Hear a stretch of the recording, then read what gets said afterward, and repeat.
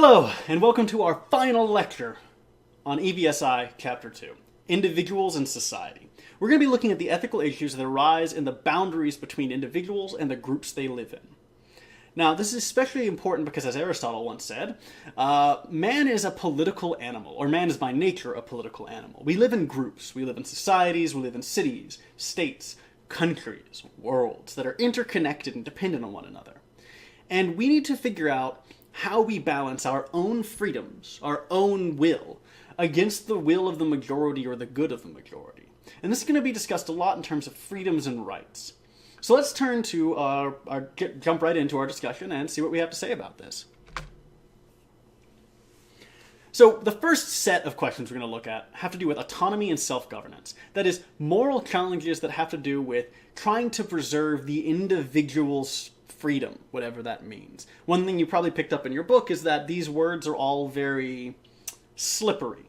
And you should probably be worried when someone starts using slippery words in, political debates because they're trying to be slippery, presumably.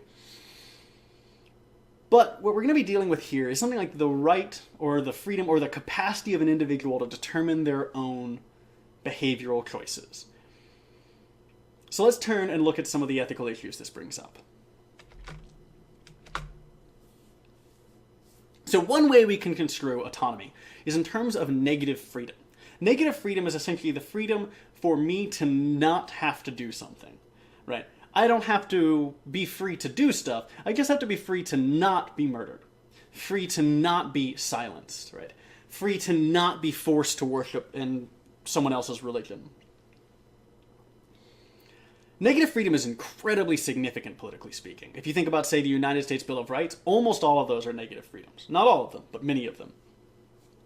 Or at least they can be phrased as such. You have the right to not be forced to worship someone else's faith, right? You have the right to not be silenced by the government. You have the right to not have your weapons taken away, maybe. Second Amendment. That one probably is a positive freedom, actually.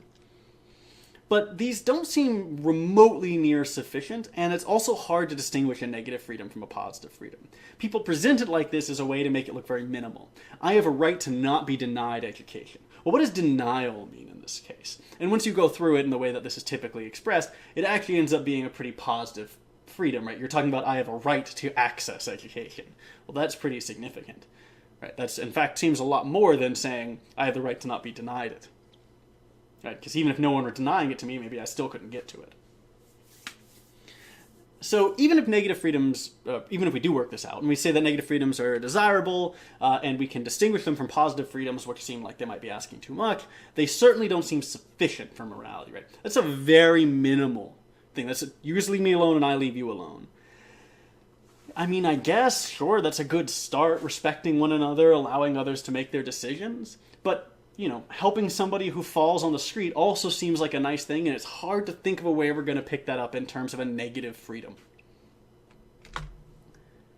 Perhaps we might then talk about rights and positive freedoms. We talk about things like the right to water. That's one that's being thrown around, like the right to clean water.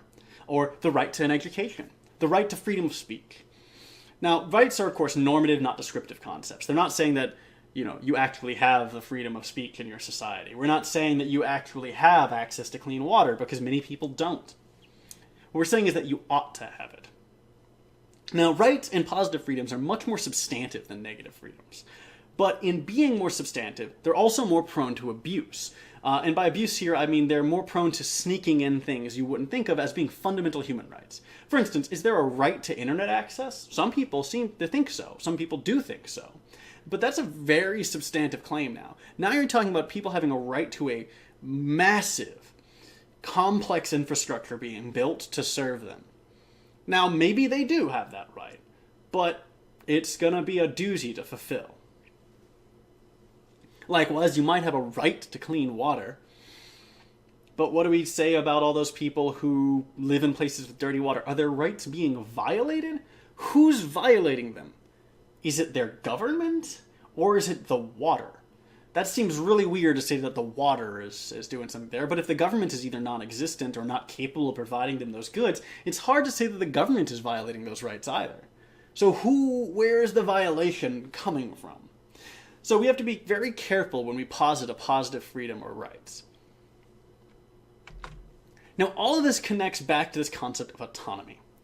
And what we're going to see is that some of these challenges that we're presenting to rights originate in some ambiguities about the concept of autonomy itself. Autonomy at its core is an idea of self-governance, autonomos, self-ruling, or self-determination. It's the basic principle of what we call classical liberalism, which is the idea that governments should seek only to protect rights, not to enforce their own will on the populace. And it's a basic principle of democracy, right? Each individual is atomic and self-determining. Every person has a voice and a vote and all that good stuff, right? Very American way of thinking.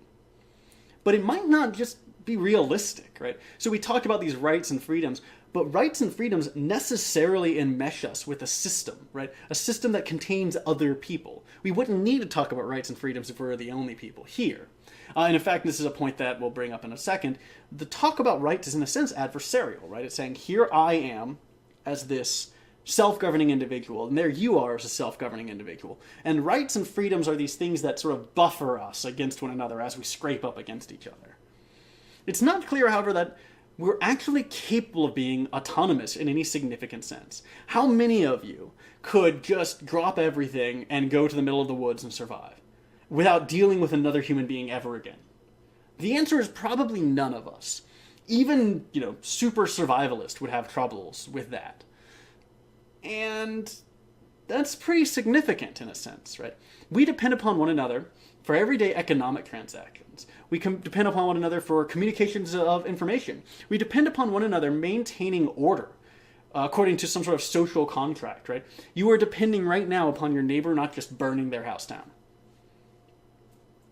You don't have any power over that. You couldn't stop them, right? They could just... And then, all right. You're depending on them not burning down your house either, right?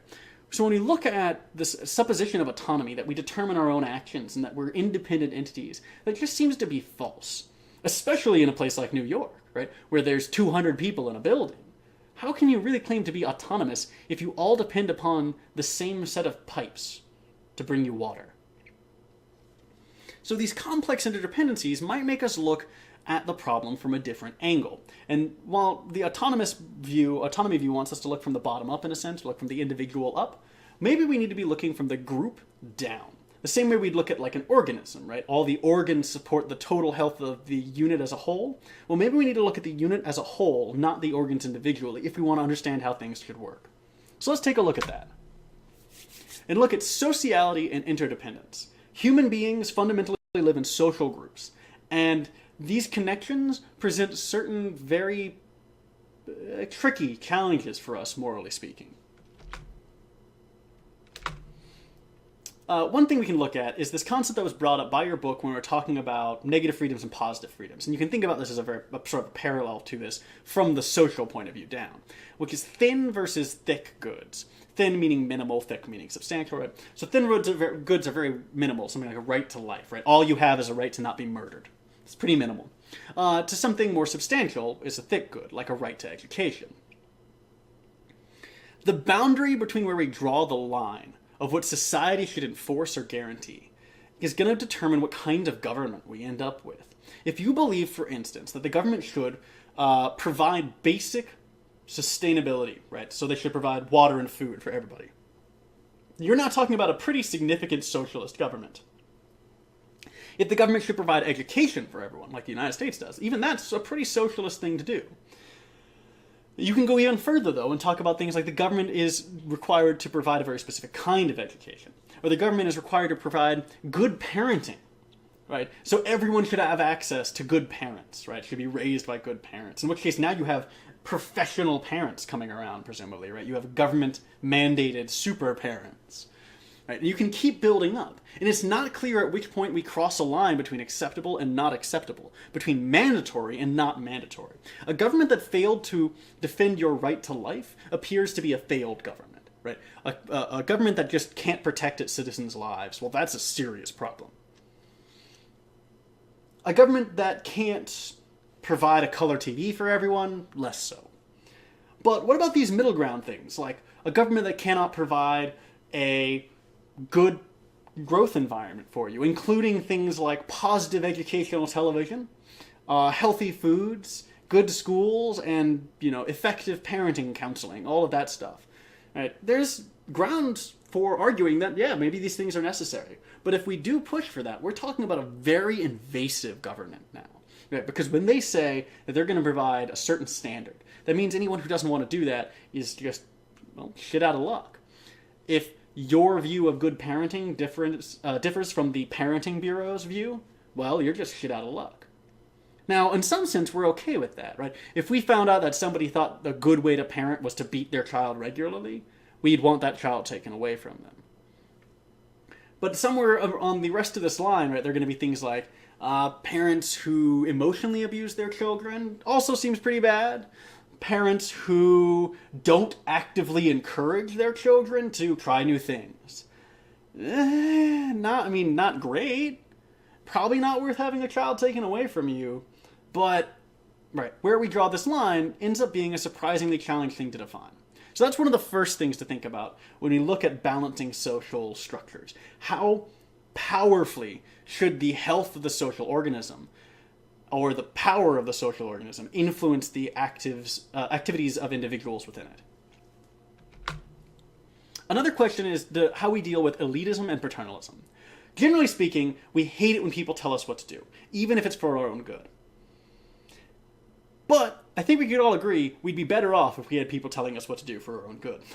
Right? If you had a class of, I'm going to use the words elites here, right? So the book uses elitism here. Let's call them intellectual elites who know everything about nutrition and health, right? We just uniform, across the board experts.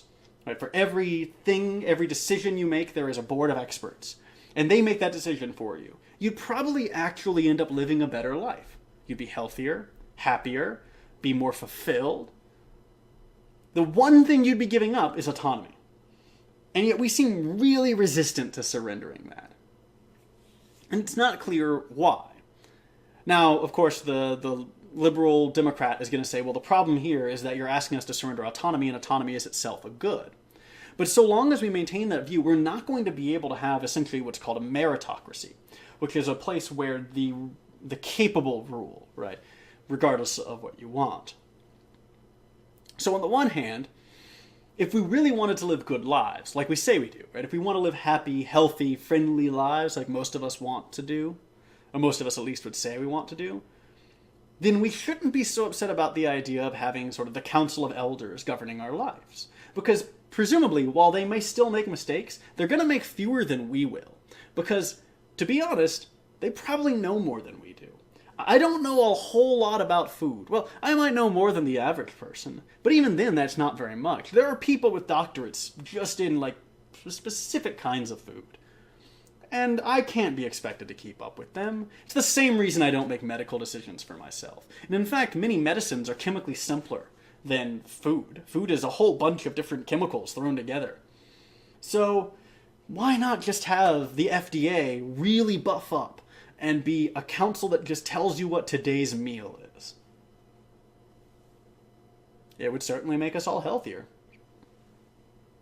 A final consideration for us is the sort of underlying fundamental challenge of this whole idea, which is the relative value of freedom and goods. Now, this is a major issue in politics, and something we're probably going to address relatively thoroughly in our discussion on the Politics, a Very Short Introduction book. But we need to figure out where we draw the lines between individual freedoms and public goods. Right? So, me being free has certain consequences. I don't work out very much. And if there were we just talking about the super government, right, that says, "Good morning, it is time for you to begin your 8 a.m. exercise, citizen." Right, well, then I'd probably work out because there'd be people standing behind me making me work out. And I'd probably be healthier and happier for it, but yeah, also, I'm not very free. But our decisions also have influence on others, right? When we buy certain foods from certain places, it supports economic structures having to do with agriculture of certain kinds. When we drive instead of walk, it supports systematic problems of certain kinds, right? It supports the dependence on fossil fuels. It supports overcrowding of our highways. If the government just made me stop doing these things and made you stop doing them and made us all stop doing them, it probably would be a better society overall, right? if a properly organized government, now this of course assumes that we're not going to deal with individuals who are going to take power for themselves, and whether or not that's possible is a good question. But if we had a properly organized social structure with a great deal of control, we could provide a better overall, not just physical environment, but intellectual and psychological environment than we are providing right now. Right? We could eliminate, or if not eliminate, drastically reduce pollution. We could drastically reduce hate crimes. We could drastically reduce hate speech. We could drastically reduce the amount of garbage that clutters up New York by just making people not make garbage, right? By making them not buy things they don't need. Now, of course, what we're talking about here is, again, a very restrictive and powerful government. But there is something to be said for that, right? While we resist the paternalist, right? While we resist the person who wants to tell us what to do for our own good, sometimes we need that. So the question for us to think about as we move forward is, given this pull, this rival pull between the desire to be autonomous and our dependence upon one another, how should we draw the line between our individual freedoms and the goods of not just ourselves, but others? With that somewhat rambling conclusion, that is the end of our discussion for Ethics: A Very Short Introduction, Chapter 2. And I will see you next week.